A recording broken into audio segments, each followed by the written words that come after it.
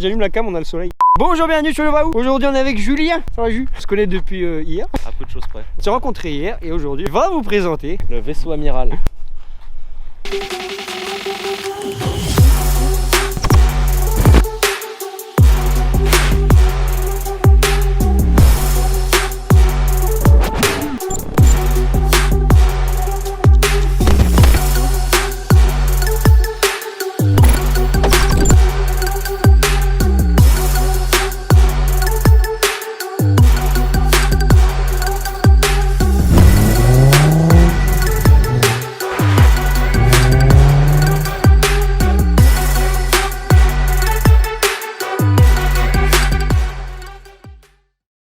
C'est une 350Z de phase 1 de 2004. 2004 Ouais, 2004. Ils ont commencé en 2003. Je pensais que c'était plus récent que ça, tu vois. Et elles ont fini dans les années 2010 quand la 370Z a pris le relais. Donc ça c'est le premier modèle, le moins évolué, le moteur 280 chevaux. Le moins évolué. J'ai un vieux 806 de merde là. Après on est passé en 300 et 313. Bon, il y a pas mal de changements entre la phase 1 et la phase 3. La phase 2, c'est un peu le modèle un peu bâtard qui sert un peu à rien. Un peu mieux que celui-là mais moins bien que la 313. Le VQ35DE c'est le phase 1 et 2 et VQ35 HR où tu as double admission, arbre à cam, déphasage d'arbre à cam, d'échappement et d'admission. Là je crois que tu as juste admission ou alors juste échappement, c'est une ligne des deux. C'est moins puissant, ça prend moins de tours, c'est moins coupleux. Mais bon, c'est à peu de choses près la même chose. Elles font le même poids, c'est la même boîte, le même intérieur à peu de choses près. Il y a 2-3 trucs qui ont évolué quand même. En tout point, la phase 3 est mieux. Mais bon, ouais. Elle est bien plus chère que ouais, en termes de prix. Tu m'as dit c'était à combien là? Là, on est entre 10 et 15 suivant les kilomètres. Ça cote quand même, putain. Ouais, ça cote quand même. On commence de plus en plus, ça augmente petit à petit. Celle-là, je pense qu'on est entre 12 et 14 parce que même si les modifications ça rajoute pas vraiment de valeur, mais elle est quand même en bon état, elle a pas fait trop de drift. Les phase 3, je pense que c'est compliqué d'en trouver une en dessous de 17-18 000, je pense. Et ça monte jusqu'à 30 000 pour ceux qui ont moins de 100 000. Pour un machin de 2004, ça cote encore énorme, la vache. Ouais. Ouais, ça va faire que d'augmenter parce que c'est rare, la plupart elles sont explosées en drift. Ouais. Donc les peu de modèles un peu propres, surtout en phase 1, après en phase 3, bon ça va. Ça se trouve, c'est cher, mais ça se trouve. Bon, elle est pas très d'origine celle-là, donc. Oui, mais c'est pas grave, ça a du style, tu vois. Voilà, on commence par où? On va commencer par l'avant. Pare-choc d'origine, mais j'ai mis une lame dessus, une Grams en carbone, avec la prise d'air en façade. Je crois que c'était dans les Nismo, c'était une option Nismo, mais je suis pas sûr. Le logo noir, je suis pas fan. Faut que je le change, mais alors trouver des logos Nissan, des vrais, pas les trucs AliExpress ou Wish. Ouais. Un vrai logo Nissan, c'est 75 €. Alors je me dis, le logo noir, il est pas si moche que ça. J'avoue. Ouais, c'est propre. On verra ça quand ce sera la mécanique, mais on peut voir un petit peu le radiateur d'huile Mishimoto. Après, il n'y a pas grand chose visuel. Elle est grêlée, donc si tu t'approches du capot, tu verras les petites bols, les petites bosses des. C'est pas. Tu vois, tu me l'aurais jamais dit, j'aurais jamais compris. Ça se voit pas trop. C'est sur le gris, ça se voit pas trop, mais par exemple, tu vois ici là, t'en as deux belles, juste là. Ah ouais, bon après ça, les aléas. Là, ouais, il y en a partout. Je vais mettre à pleurer. Ça fait tu peux avoir une bosse, mais pas 15. Ouais, voilà. Bon, tu peux avoir deux bosses, mais pas 15. Pas 15. T'es d'accord avec moi? Oui. J'ai arrêté de les compter, mais je vais mettre un capot en carbone normalement, mais pas tout de suite. Parce qu'elle dort dehors, alors tu sais, les aérations capot carbone. D'ailleurs, au final, je t'ai même pas demandé, mais je m'en doutais un peu, c'est un daily du coup. Ouais, c'est un daily, ouais.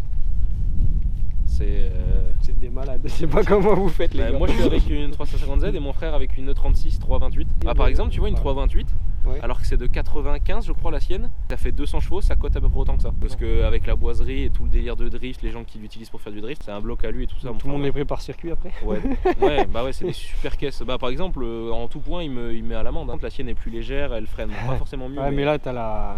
Mais c'est plus exceptionnel. T'as la répute qui précède là. C'est les belles années ça. C'est les années où il y avait encore pas trop de lois qui empêchaient les gens de faire des voitures agréables. Comme l'électrique. Non, c'est. Bon, il y a 2-3 stickers. Là il y a le bandeau de pare-brise avec Iketani dans Initial D. Le logo Electronic Artuned. C'est une japonaise donc faut quand même avoir des stickers partout. C'est la règle. C'est d'avoir des stickers partout et se faire insulter. Franchement vos customs sont plutôt propres. Moi j'aime bien. Ouais. J'aime bien. C'est pas les gens d'origine, c'est des JR40. C'est censé ressembler à des BBS LMGT, je crois quelque chose comme ça, LMGTR. Les Super Leggera, c'est genre Amuse, c'est un préparateur japonais. Ça je vois, ouais. Ça, et ben ils ont fait tout un kit sur la 350Z, ils l'ont rallégé, ils ont préparé le moteur et ils ont mis des jantes. Et c'est des jantes que je voulais, mais vu que c'est à 1800 € la jante, j'ai dit que des copies iront très bien. Ça ressemble un peu aussi à des Work. Mais c'est des JR, c'est pas des vrais en 3 parties, c'est des fausses, elles sont en une partie et puis t'as les rivets qui sont collés sur les jantes pour faire genre. C'est juste pour du visu? Ouais, en fait normalement les vraies jantes en 3 parties, t'as genre ce rebord là, ici. Ça fonctionne vraiment, moi j'y ai cru, hein. Ouais, t'as ça, et t'as le devant, tout l'arrière et le centre.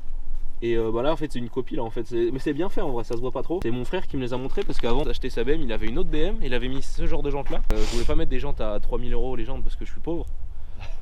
Donc du coup j'ai pris le même modèle. Bienvenue que sur lui, la chaîne, on est tous pauvres. mais avec des specs bien plus larges que lui. De base je crois que c'est du 8,5 de large, 8 pouces et demi, donc c'est du 225 de large à l'avant et du 245 à l'arrière. Là je suis en 245 à l'avant et 265 ou 75 à l'arrière.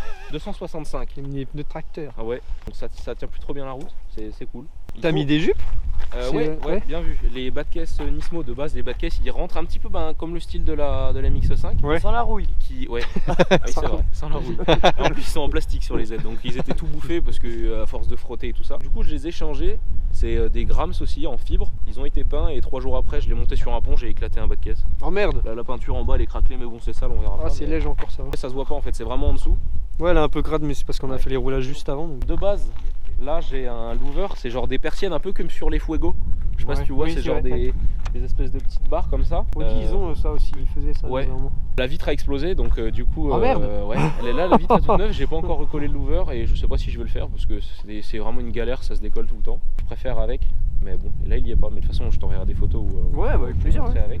Après à l'arrière, je crois qu'à part l'énorme patator et l'aileron, c'est genre un RS, style RS Ducktail. Ouais. Donc je sais pas si c'est de base une marque connue ou pas. Je pense que c'est une copie d'une marque connue. J'aime bien, il est joli. C'était soit ça, soit un Rocket Bunny. Mais les Rocket Bunny sont bien plus plats, ils sont riftés. J'avais pas envie de faire des grands trous dans le haillon à l'arrière. Et j'ai repris les fixations d'aileron d'origine. Quand on l'a fixé, je suis allé un petit peu trop loin avec la vis. J'ai craqué la peinture juste là. Donc bon, c'est comme ça. Si tu le sais pas, tu le vois pas. Non, il y a une suppression d'essuie-glace aussi de l'ancien Proprio. Puis la demi-ligne Z1 de l'ancien Proprio aussi. Et des combinés aussi. J'ai 4 combinés Tain. Et bon, c'est une marque, c'est genre l'entrée de gamme des combinés. Je crois ils sont à 6 ou 700 €. Ils sont pas top parce que pour le réglage, en fait, il faut plus tu desserres le ressort, plus tu vas la rabaisser, mais plus elle va être molle du coup. Et plus tu serres le ressort, plus il va être comprimé, plus ça va la pousser et plus elle va être raide. Ah bah j'avais exactement la même sur. Donc c'est pas super. En vrai, vaut mieux. Qu'est-ce qu'il fait? Il fait. Non, je disais peut-être des trucs chelous avec sa voiture. Pas très YouTube friendly. Le prochain achat c'est des BC Racing qui sont bien plus haut de gamme où le ressort est constamment en pression et t'es avec la tête d'amortisseur que tu joues pour la hauteur. T'as des petites molettes au dessus, là je les ai pas, mais ça m'a permis de la mettre basse, assez basse. Puis il y a juste les bras de carrossage réglables à l'arrière pour pouvoir mettre un peu de carrossage, pouvoir régler un peu plus la pince. Normalement je crois de base il y en a pas, je les ai mis, mais sinon à peu près à l'extérieur c'est à peu près tout. Moi il n'y a pas autant de choses que sur la MX-5. Moi j'ai pas changé des phares. Je voulais les changer, j'ai vu 700 balles la paire de phares, j'ai dit qu'ils sont très bien soldés. Putain. Perso j'adore. Bah, les phares arrière, je voudrais les changer, je vais mettre ceux de phase 3. Ils ont voulu simuler des LED, donc du coup en fait t'as un nid d'abeilles avec juste une ampoule en fait, et ça simule des LED. C'est vachement joli. Enfin de mon point de vue, après t'as d'autres trucs où Mais que ça crame pour changer tout. Ouais, exactement. Ceux-là ils sont encore propres, je les ai polis parce qu'ils étaient tout rayés. C'est pas les pires. En vrai ils sont jolis, hein, ceux de phase 1 avec toute cette zone là qui sert strictement à rien. C'est marrant quand même qu'ils aient chopé un design comme ça, un peu futuriste là. Ouais. En fait, quand on la regarde de l'arrière, on se rend pas compte, mais quand on la regarde du côté, les feux ils font 80 cm. Les feux à l'avant, Ouais. t'as jamais pensé à les peindre le fond noir? Mais ils sont Alors, magnifiques. moi j'aime bien en gris comme ça, c'est un peu noir là. Puis je pense que déjà on voit pas grand chose. Si en plus je l'ai pas en fond noir, il y aura plus, il y aura plus l'effet de reflet. Voir, en fait, j'ai l'impression. Ouais, ils aiment bien. Et j'ai ça aussi, apparemment ça se perd facilement ça. Les espèces de catadiopes. Je vais peut-être les virer pour en faire des écopes de frein parce que vu que c'est un vaisseau amiral, un peu, j'ai pas fait souvent du circuit mais ça chauffe et ça sent le brûler dans toute la voiture, c'est pas agréable. Ils ont pas pensé aux gens qui voulaient faire du circuit avec, donc je pense qu'il faut les refroidir parce qu'il y a rien absolument rien qui de base c'était une bagnole, c'était fait pour. C'est GT. C'est Ah vachement oui. GT, c'est genre un peu C'est pour style faire, des Supra et tout ça. pour rouler Pour un faire peu. de la route. Ouais, un petit peu de balade tranquille, mais vraiment c'est pas vocation sportive. Ouais, c'était vraiment juste pour custom, pour faire plaisir et tout. C'est pas. Mais des prépas circuits, il n'y en a pas eu des spécialisés là-dedans. Je sais pas s'il y a eu des spéciales circuits. Je sais que du coup Amuse au Japon ils ont fait quand même des prépas qui étaient vraiment énervés. Je sais pas s'il y a eu des préparateurs faits pour. Moi j'adore ce look qu'ils ont donné, un peu futuriste là. Ouais, en plus c'est tu dis que ça date de 2004. Ouais, mais c'est ça. Mais 2004 gros, et c'est magnifique. Dans le style, ça devance tellement de projets auto, c'est ouf. Un peu comparé à des Porsche. Bon, la Porsche a moins évolué qu'une Porsche quand même. Ouais, c'est resté dans son jeu quoi. Mais ouais, ça prend pas trop le vieux. On est sur des voitures qui ont de l'originalité quand même, quoi. Donc... D'origine, ça fait moins rêver quand même. Ouais, je n'ai déjà vu d'origine, c'est pas fou, c'est pour ça. Mais tu sais que là, il me disait, c'est quoi, t'es en flanc tendu là? Un petit peu, ouais. Ouais, c'est léger. Peut-être que quand je l'ai vu la première fois, j'ai fait les en Rocket Bunny, c'est pas possible. C'est large quand même, ouais. On se rend pas trop compte, mais juste ce qu'il faut quoi, c'est pas trop non plus. puis j'ai des cales à l'avant parce que quand il y a un délire d'ET, c'est avec ça déporte le centre de la jante comparé au bord des pneus en fait. On s'est loupé avec mon père, on a mis un petit peu trop serré, donc du coup la jante elle tapait dans l'étrier. Merde. Donc, du coup on a dû acheter des cales de 20. Du coup ça arrive à flanc, à l'arrière à peu près, ça manque 5 mm à l'arrière pour que ça soit vraiment à flanc. Là on est pas trop mal. Ça me rappelle une vidéo avec une Twingo qui a voulu mettre des jantes Porsche. Il s'agirait de grandir. Il s'agirait de grandir. Et au niveau de la lame avant là, c'est du vrai carbone toi, t'as mis? Ouais, c'est du vrai carbone. Oh, il y en a pour combien là, la lame? Je crois que c'est 480 €, je crois. Quelque chose comme ça. Ah, ça marche hein, c'est joli, ça fait le taf. Ouais, mais c'est vraiment une merde à poser. Le carbone c'est rigide. Ouais. Enfin, celui-là il est verni, alors il est vraiment rigide et en plus de ça, au bout à droite ça remonte. Mhm. Ici ça descend. On a essayé de l'adapter à peu près. On a dû poncer le carbone. Le carbone ça pue. Je connais cette théorie, oui. Quand tu ponces du carbone, qu'est-ce que c'est de la fibre? Ça sera fort, mauvais. Ouah, c'est un truc de fou. Mais ça va, c'est pas trop mal posé. 2 vis à bois dans le pare-choc là, parce que sinon il remontait là. Ah, faut avoir envie de percer quand même hein. Là, Dieu. il y a 2 grosses vis, mais on les voit pas trop. Et puis en dessous, il y a plein de pattes pour éviter qu'elles s'arrachent. On a fait un espèce de mini fond plat pour que l'air elle rentre bien dans le radiateur. C'est ça que j'aime bien, c'est que t'as beau l'avoir modifié et tout, ça reste quand même très propre. Ouais, c'est tu pas vois. trop, Ouais. pas d'énormes Ce qu'il faut, élans. quoi. Ouais, ça de va fou, passer. Mais ouais, non, bah, super bien, c'est top. Ouais. C'est une super voiture. Ça reste confortable. Mais franchement, la première fois que quand on s'est vu hier, gros, je suis arrivé, j'ai fait, voilà, taille du capot, frère. C'est vraiment les japonaises des années 2000 ou 90, tu sais, comme la Supra qui a un capot long à plus en finir. Pourtant, il y a de la place dedans, ouais. Ça, pas... du coup, ce côté vachement GT, du coup. Ouais, c'est cool. vachement lourd, ouais. gras. Bah, en fait, ils expliquent vachement bien chez Villebrequin, ils ont fait un essai où en fait c'est un peu sportif quand ça en demande quand même. C'est pas non plus, c'est engageant quoi. Ça marche un peu, mais juste ce qu'il ça faut se voit pour que c'est pas trop fait plaisir. pour. Ouais. Fait pour rouler tranquille, de la grande ligne droite, des virages longs. En vrai, ça fait rêver de toute façon quand tu vois. T'entends direct, t'entends la musique là. Ouais, c'est bien. Donc ça va avec quoi. C'est une trompette. Les gens ils l'appellent la trompette. C'est marrant, et ouais, ce profil un peu, cette grosse cassure là de. Ouais. Ça partait en mode Porsche là et ça Ouais, c'est assez file. spécial. Ouais. Moi j'aime bien. J'aime Ouais, beaucoup, c'est joli. Tu me disais, il y a des versions en Cabriolet, cab. ouais. Ouais. Bon, c'est un Moins de petit gueule, peu, quand même, ouais. c'est un peu boudé. Les gens ils aiment beaucoup moins parce qu'en fait ça casse la belle ligne justement. Et puis quitte à prendre un cabriolet, je pense autant aller chez BM ou tu vois des trucs comme ça. Ouais, de fou. Ou alors une Audi TT ou des trucs comme ça. Pourtant c'est plus rare mais c'est moins cher. C'est moins bien vendu. C'est différent, c'est vraiment différent. Ouvre-moi ton capot. Pop the Hood. Ah, ce sera pas un 2JZ. Bon, ça reste un 6 cylindres mais celui-là il est un petit peu moins approprié pour les grosses puissances. Ah, TU. Oh là là. Oh, tout plein de plastique, dommage. Oh il fait chaud là. Ouais. Oh, Là, on est bien, là. Ouais. Bon, du coup, dis-moi tout. Oh, c'est chaud, bordel. Il n'y a pas grand chose de modifié si ce n'est la barre anti-rapprochement, c'est pas celle d'origine parce que Ouais. quand j'ai acheté la voiture il n'y en avait pas. Barre anti-rapprochement, d'origine il y en a une donc je sais pas ce qu'il en a fait. Celle d'origine il a dû je la bourrer au cul. Ah. Du coup j'en ai acheté une, elle est bien, elle est en métal. T'as le plénum qu'on a repeint parce que de base il est gris en métal et en Ouais. fait il rouille, il finit comme ça tu vois. Du coup je l'ai poncé, il y en a beaucoup, ils le polissent. Ouais. Ouais, c'est 45 heures de travail pour qu'il soit bien Oh. poli. Ouais.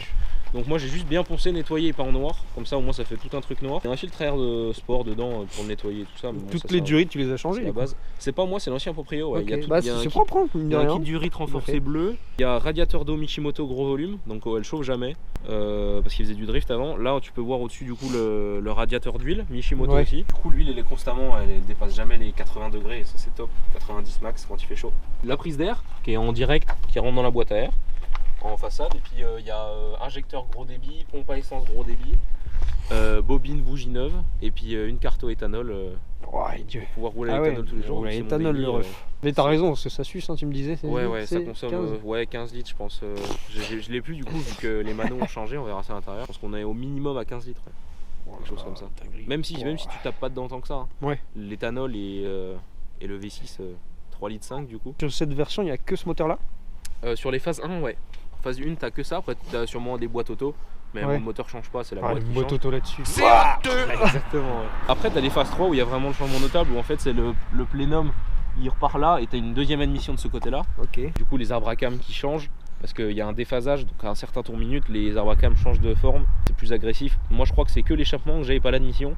Ouais. Et eux ils ont tout, mais du coup les calculateurs sont pas les mêmes. Je crois que la boîte est pas la même. Tout change sur la phase 3. La phase 3 c'est vraiment la version finale évoluée. C'est à la limite d'être presque une 370Z phase 1, tu vois. Sauf que sur les 370Z c'est le VQ37 où c'est un 3 litres 7 du coup et puis un 3 litres 5 qui fait 340 chevaux je crois. Oh Dieu, ça pousse quand même. Hein. Ouais, ça commence à marcher. Ouais. Même si là ça va, ça se traîne pas non plus. C'est rigolo, le bruit est bien. Ouais, c'est agréable. Ouais. Et tu sais, les sonorités, je sais pas si le pot il fait en sorte que ta ligne, t'as changé quelque chose sur la ligne. Bah ouais, il y a une demi-ligne Z1 du coup. Ouais. Ouais, demi-ligne entière Z1. Mais c'est parfait en fait, c'est pas trop étouffé, ça crache pas trop. Ouais, après plus ça casse les oreilles, c'est pas agréable. T'as deux options, t'as le pack GPS et t'as le pack Bose. Moi j'ai le pack Bose, pack GPS, tu verras à l'intérieur, t'as un GPS. C'est marrant que tu m'en parles parce que j'ai un énorme ampli Bose qui ne marche pas. Oh putain. Parce qu'il y a un défaut où en fait l'ampli, tu sais, il est branché et t'as un fusible. Ouais. Et en fait le fusible grille et redémarre et regrille. Oh non, en fait il faut changer ça. tout le bloc fusible. Oh non, et c'est 50 balles et ça vient des États-Unis, ils le font pas en France. Petit défaut bien relou ça quand même. Il faut tout démonter. Alors je vais le faire un jour, mais c'était pas la priorité quoi. Je préférais la remettre propre. Parce qu'elle avait fait du drift avant. Il a tapé dedans vraiment ou Ouais, il l'a rincé un peu. Ouais, elle a tapé à l'avant gauche parce que le phare avant gauche est neuf, le phare avant droit c'est sûrement celui d'origine, un peu plus opaque. Ouais, moins poli. Ouais. Le triangle était plié, donc du coup j'ai tout changé. Là on est parti sur quelque chose de sain et propre. Ça se fait avec le temps, ça fait qu'un an que je l'ai alors. En motorisation là t'es juste sur du detailing en fait, manque juste de 3. Ouais c'est ça, il y a 2-3 conneries. Le bloc en lui-même il est sain, il y a de la pression d'huile comme il faut. Okay. Souvent les problèmes c'est les poussoirs hydrauliques qui sont assez fragiles sur cette version là. Du coup ça s'entend, ça cliquette vachement à froid. Moi ça va, j'ai pas de problème. Ça aime pas trop les sur-régimes, donc pas comme les voitures, mais ça particulièrement ça aime pas trop les sur-régimes longs, les poussoirs hydrauliques qui cassent assez facilement. Là j'ai pas de problème. En plus c'est fiable, de base le moteur est très fiable. C'est marrant ça c'est vraiment un truc que tout le monde dit, c'est ouf. Les japonaises, c'est fou ça. Sauf les Subaru. C'est critiqué de fou, tu vois. Ouais, parce que les voitures japonaises ça a souvent un style bien particulier. Mais le soin apporté au détail est un peu absent. L'intérieur est vraiment pas. Bah let's go, intérieur. Allez, vendu. Comme ça. Ça on prend pas la pluie trop longtemps, on dit. Bah tiens, moment de côté conducteur. Oh, c'est très gentil. Ah non, ça lag. Franchement, première fois là-dedans. Allez, si vous voulez vous poser en gribouille, les frères. Pardon. Non, pas besoin. C'est bon. Oh. C'est incroyable. L'assise elle est incroyable, gros. C'est meilleur là-dedans. Hein. Ouais, on est vraiment allongé. Hein. L'assise elle est incroyable. Ouais. Petit siège chauffant et tout. Ah ouais, mais c'est dangereux. Hein.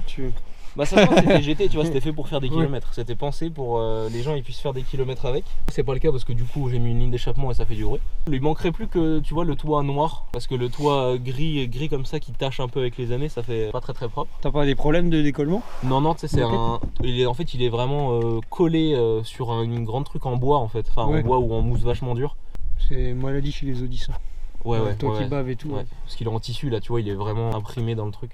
Par contre, c'est étonnant que c'est full plastique. Ouais, tout est en plastique. Super étonnant. La plupart des trucs là, tu vois, c'est en plastique un peu mou, tu vois, mais ça reste tout du plastique. C'est rigolo ce côté. J'adore. Effilé un peu. T'as vraiment ce côté. Mais justement, j'étais. Clairement, je suis dans Gran Turismo là, gros. C'était Gran Turismo 4, tu pouvais en gagner une en faisant. Il y a quoi? Il y a Gran Turismo 4, c'est Tokyo Drift du coup aussi. Ouais, Tokyo Drift, c'est grâce à ça que j'ai adoré les CED. Surtout celle-là. Tokyo Drift quand j'étais petit. Need for Speed aussi. Need for Speed Underground 2. Bon, en vrai, ça a toujours été un peu une légende grâce à ça. Ah ouais, de fou. On voit souvent le cul derrière, mais tu la vois rarement devant. Ouais. Incroyable. Ils faisaient ça chez les Allemands, ils aimaient bien faire ça. Et ils ont voulu le copier. C'est super joli. Donc c'est vraiment se faire chier pour pas grand chose. Mais du coup, t'as la prise qui sort de la porte là. Ouais. Et du coup, t'as le petit logo Z. Pareil t'as les seuils de porte logo Z en plastique. Ah dommage, on aurait pu faire ça en alu. Ouais. Pour le prix en vrai. Ça se vend en carbone. Au moins ça, tu vois.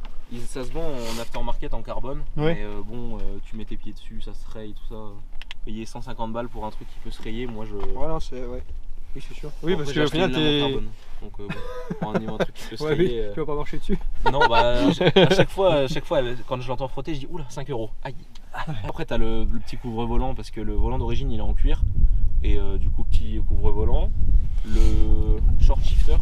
Ouais. En fait, c'est pour les passages de vitesse, ce soit moins grand débattement. Ça, c'est agréable. C'est pas moi qui l'ai installé, c'est l'ancien proprio. Petit truc Mishimoto en carbone parce que c'est joli le carbone. Du coup, de base sur le pack GPS, le GPS il est là-dedans. Là, du coup, je mets mon téléphone pour le GPS. Puis là, du coup, t'as le poste radio qui est pas d'origine. D'origine, t'as, je crois, voltage de la batterie, pression d'huile et les petits kilomètres/heure et un peu pour t'aider la gestion du tableau de bord. Là, j'ai pression d'huile et température d'huile, du coup, qui sont connectés au radiateur d'huile. J'ai mis un truc en attendant de faire une petite platine ou remettre un mano. Mais c'était prévu pour.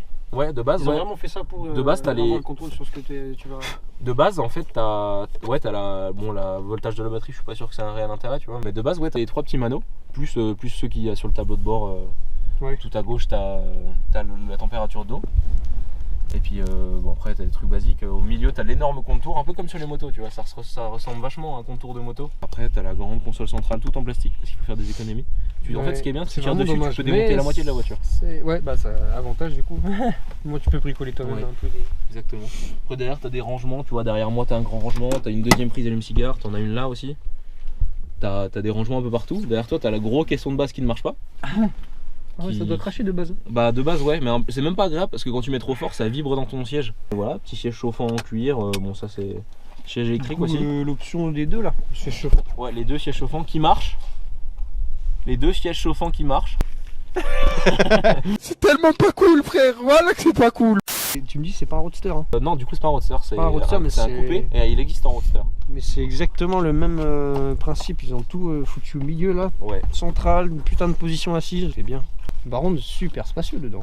Ouais il y a de la place, hein. Il y a vraiment de la place, c'est agréable. Tu fais combien, 1m80 toi? Ouais 1m81 ou 2 je crois. Ouais et t'as encore 10 cm au-dessus de la tête. Je suis vraiment... Ça reste simpliste. Ah ouais, c'est très simple. En fait, je pense qu'ils ont fait le maximum d'économies qu'ils pouvaient pour la vendre le moins cher et que ce soit le plus attirant. Tu vois, un petit porte-lunettes là. En fait, c'est pas trop, c'est nickel. Minimum pour que ce soit agréable de faire des kilomètres.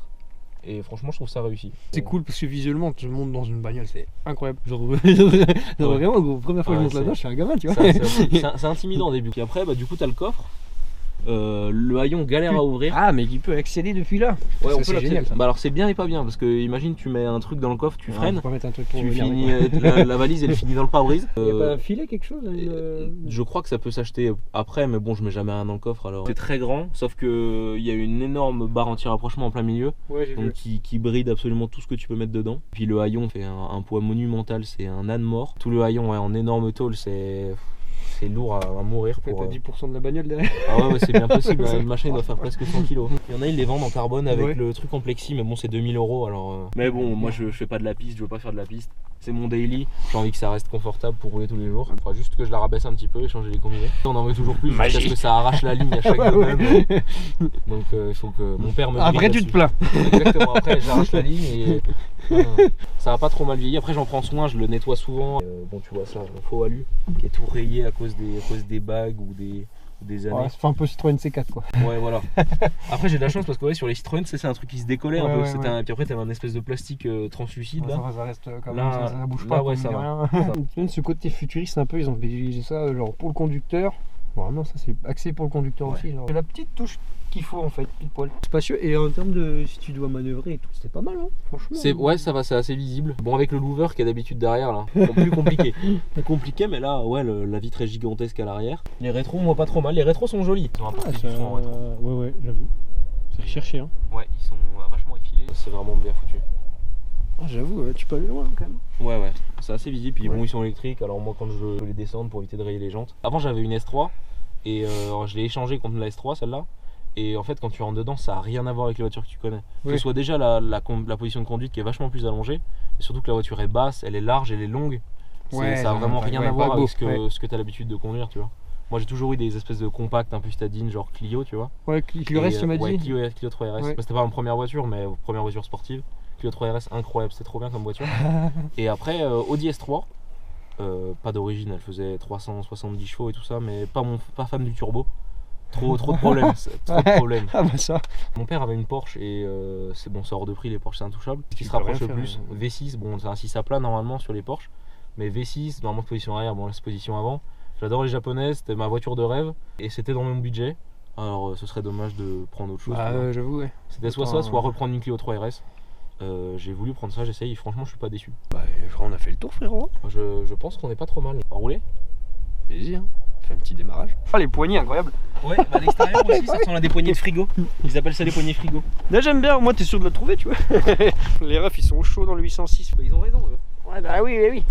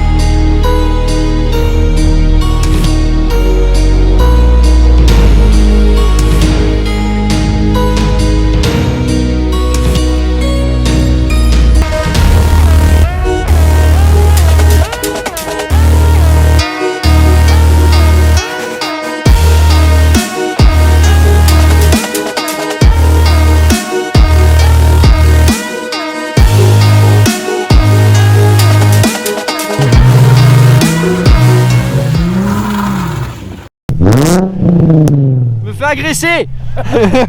Il chante mais genre ce qu'il faut. Genre ouais, j'aime trop moi. C'est pas trop bruyant ça. Ouais, ça gueule pas, c'est un peu renfermé et tout, c'est pile poil. Elle est encore catalysée. Peut-être un jour décatalysée. Là les catas là. Ouais les catas. Peut-être un jour décatalyser faire des flammes. Parce que c'est très facile à faire des flammes là-dessus. Le son sur une bagnole comme ça. Ouais le son est vraiment obligé. Tu peux pas avoir ça et mettre ça en électrique. Ça ferait mal au cœur. Il y en a ils le font, c'est peut-être sûrement beaucoup plus performant. Merde, il faut que l'échappement brûle mon pare-choc un petit peu. Exactement. Tu conduis ou je conduis? Moi je te laisse prendre le volant comme ça tu reviens sur une route où t'as confiance. J'ai pas envie de te la mettre autant hein. Moi je pense qu'on a mérité les sièges chauffants. Par contre c'est d'une agréabilitude. C'est quoi ça? C'est la ligne d'échappement qui tape sur le...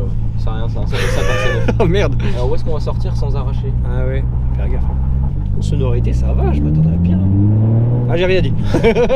Ah ouais. Mais est-ce que ça vient pas du fait que ton coffre du coup il est si, ouvert? Totalement. C'est parce que ça fait caisse de résonance de fou. Aux alentours des 3000 tours minute, pleine charge.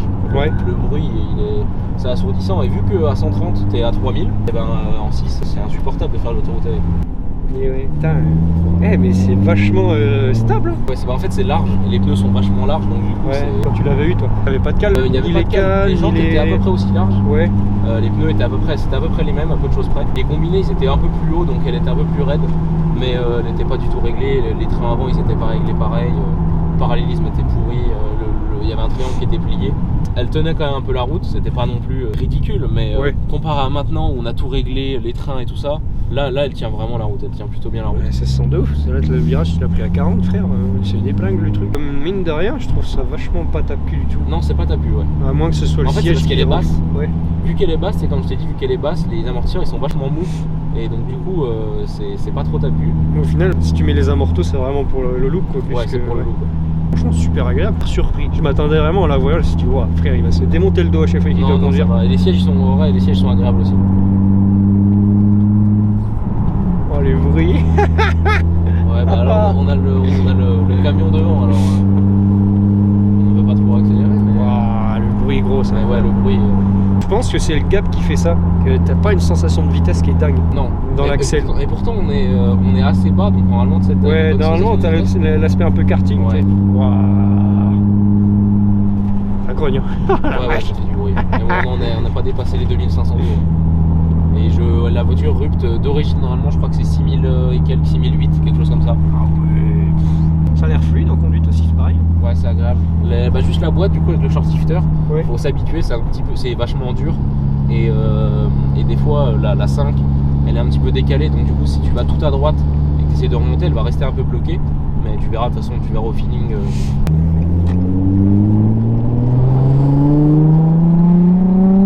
Ah quand même. Ah ouais non si quand même.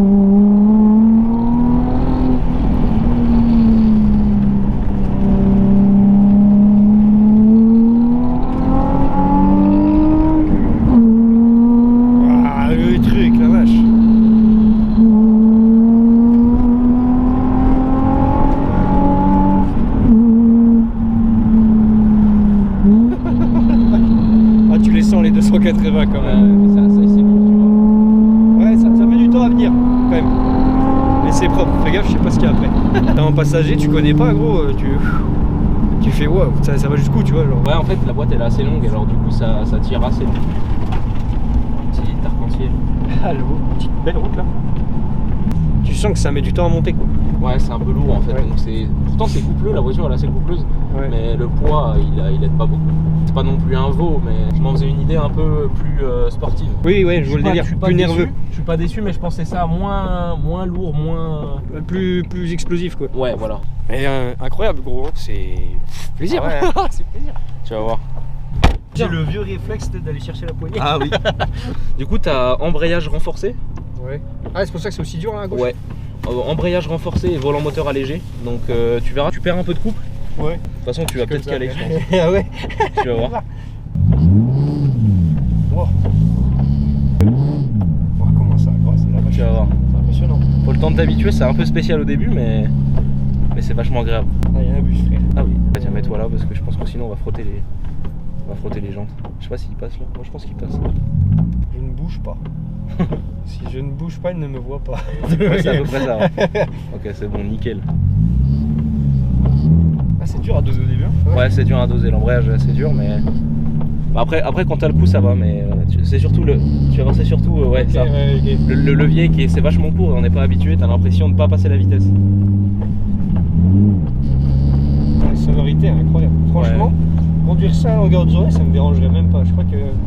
Bah, ça te dérange pas tant que tu fais pas de la vitesse constante pendant des heures. Ouais, Parce je que pense vitesse constante pendant des heures, ça gonfle vite.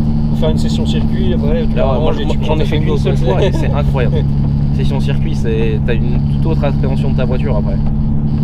Mais tu vois, t'as une petite vibration à 3000 et tout ça, donc c'est. Par contre, je peux te dire que j'ai jamais conduit plus gros que 145 chevaux. Ouais. Tu sens qu'il y en a sous le pied. Hein. Ouais, franchement, c'est agréable, c'est coupleux en fait. Tu vas voir. Du coup, la 5 est loin. La 5 est compliquée à trouver. Ah, ok, ok. La 5 c'est la plus chiante à trouver parce que j'ai l'impression qu'il est un petit peu décalé. Ouais. Mais sinon franchement après toutes les autres elles tombent assez facilement.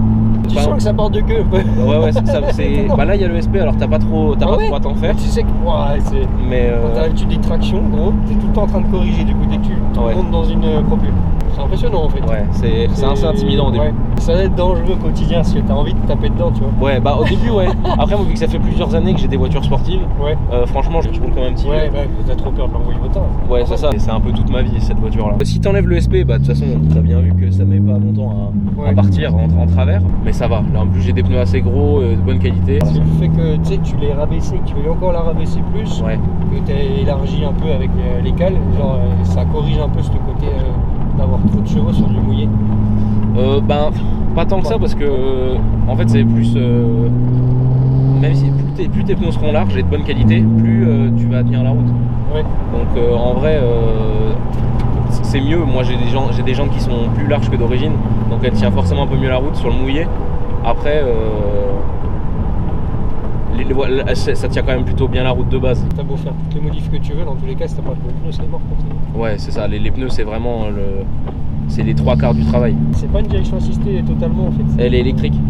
Ah. C'est une direction électrique. C'est vachement doux et très assisté. C'est fait pour que ce soit agréable à rouler tous les jours vu que c'est une GT. Tu sens que t'as un truc à devoir doser. Ouais, faut faire attention. C'est pas que toi qui va décider de ce qui se passe, tu vois. C'est un peu lourd de l'avant, mais je crois que la voiture est pas trop mal équilibrée. C'est comment dire, c'est assez souple. En fait, vu que c'est un gros moteur, ça se conduit sur le couple et c'est vachement souple. Pas forcément besoin de monter à 7000 ou à 6005 constamment, puisque tu auras du couple à peu près n'importe quel régime. Pour des longues balades, oh là là, le plaisir. Ah ouais, sur les longues balades. Oh là là. Mais bon. Après, ça consomme vite, alors t'es souvent tout le temps en train de regarder. C'est vraiment le défaut, quoi. Ouais. Bah, merci. Hein. Bah, avec plaisir. Merci, frérot. Il explosé. Bah, avec plaisir. C'est incroyable. C'est flippant à conduire, par contre. De vrai. Mais un jour, on fera un tour de 806, on fera une présentation du 806. Gros, t'es pas prêt. T'es pas prêt, je vais l'emmener en circuit. Quoi. Apparemment, il fait des flammes. Ouais.